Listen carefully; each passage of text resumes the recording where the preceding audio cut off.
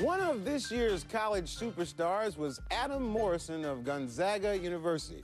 He was the nation's top scorer at 28 points a game, but he also drew attention for other reasons, ranging from his outward appearance, which includes a shaggy hairstyle and a trademark mustache, to his qualities inside, especially his determination. Adam has become a star athlete while coping with diabetes. We had a chance to spend time with him a few weeks before the draft when he was busy trying to help reporters understand his game. Hello, it's Adam.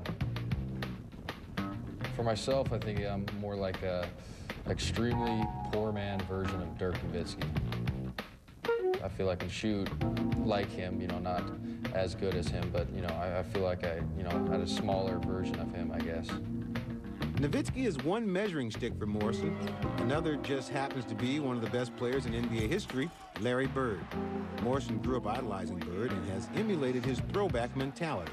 Larry Bird follows his own shot. Oh, what a play! Very flattering to be compared to a player like that. I like to play that old school style of basketball and, use my head more than my, body when it comes to just try to outthink players. So I think I try to do that, but, then again, he was a three-time MVP, so I'm not putting myself in that category yet.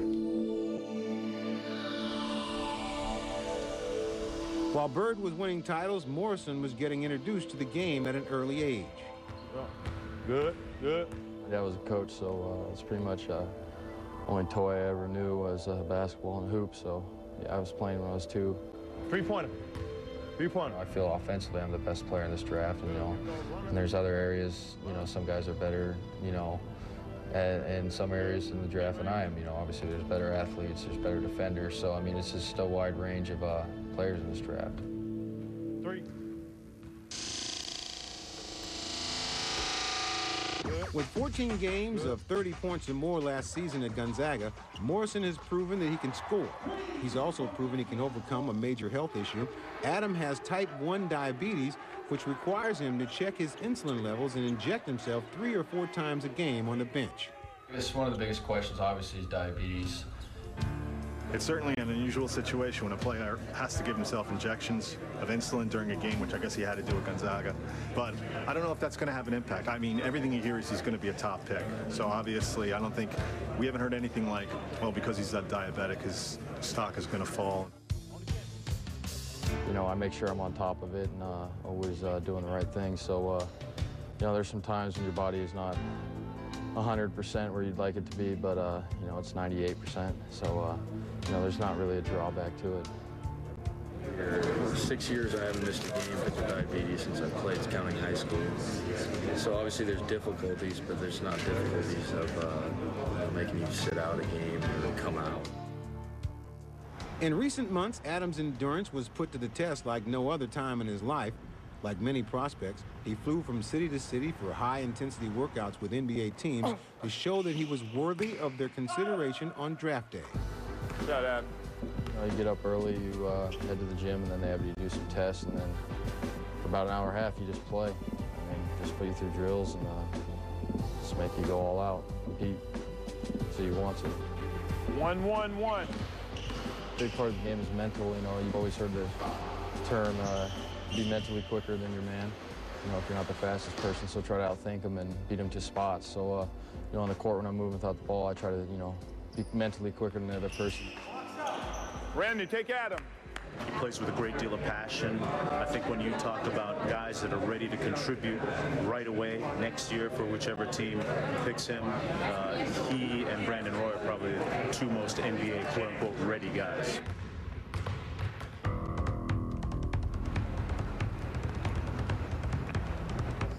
My name's Adam, too. Oh, yeah? Your last name ain't Morrison? It's going to be a long night. Just worry about the next day, so might not get much sleep. It's a big one, huh? Yeah, real big, but throw in all the work and did all the time, so that's all you can do really is work hard and see what happens.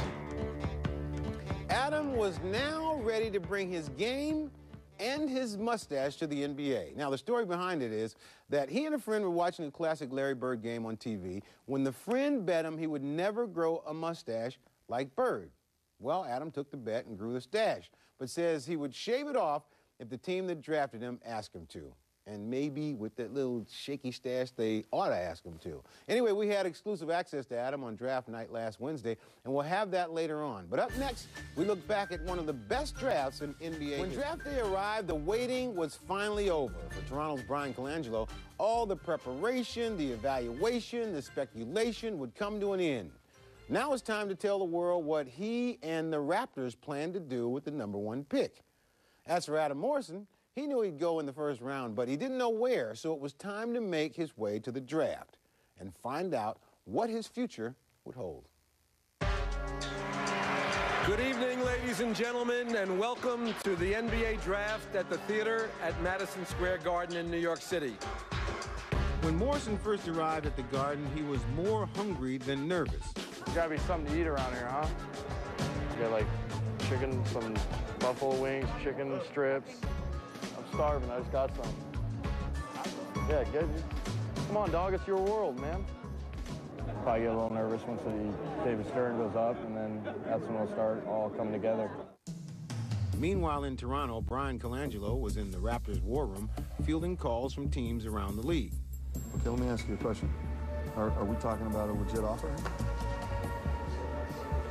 You want to shake up the world tonight? When you hold the top pick, trade offers are always in play, and Colangelo was keeping an open mind. We're looking at all scenarios right now. It's a situation where we need to get better in a lot of different ways. We won 27 games last year, so trying to add the best possible player. Colangelo and his team would ultimately decide that the best possible player was a 20-year-old 7-footer from Italy. Since we're about 45 minutes away from the start of the draft, I think we're well on our way to making the right choice for the Raptors. Yes, with the first pick in the draft, 2006 NBA draft, Toronto Raptors will select Andrea Bargnani from Italy. Hey, you got it right. And Andre Bargnani plays on the perimeter, great shooter. The photo opportunity with the commissioner. Once Bargnani was selected, Morrison wondered what would happen next, and he got caught up in the excitement of the moment. What happened? Trade? So what is Portland got 4 and 7? And so who's going to Portland? So where's... Just enjoy this. Where's... You just, as much as just watch the draft. Who's going at 2? Adam quickly got the answer to his question when University of Texas big man LaMarcus Aldridge was picked 2nd overall. Then Charlotte was on the clock. With the 3rd pick in the 2006 NBA Draft, the Charlotte Bobcats select Adam Morrison from Gonzaga University.